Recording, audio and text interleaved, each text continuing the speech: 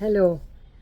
During my recent visit to Madhya Pradesh, when I had the opportunity to go to the Mahakaleshwar and Omkareshwar temple, I also took the opportunity to visit Khajuraho.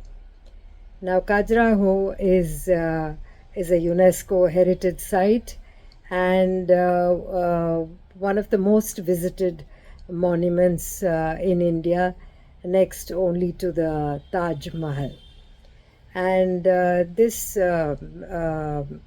set of temples, there were 85 in all that are there in Khajuraho, and the place is known for its exquisite architecture, temple architecture in the Nagara style, and also the sculptures.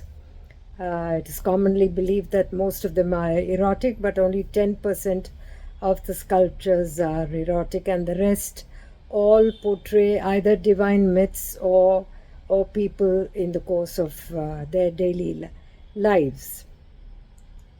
Now, these temples were built between the 8th and the 11th century by the Chandela kings of the Chandela dynasty. They're said to be a Rajput clan, and there were 85 temples in all to start with. Over time, and because of several invasions and other factors, currently only 25 temples are there. And out of these temples, the one that impressed me very much was the Matangeshwar temple.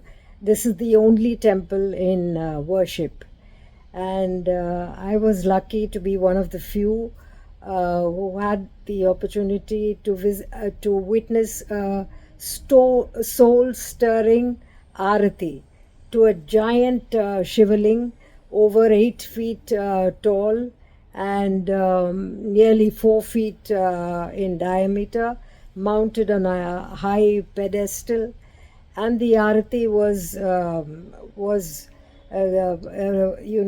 sure to give anybody goosebumps.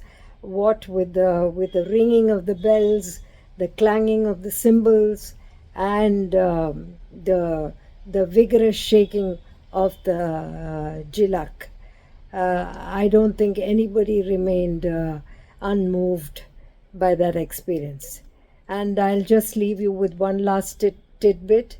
The name Khajuraho derives from the word Khajur, because the city was said to be dotted with date palms before all this construction began. There's much more about Khajuraho, but I will stop here.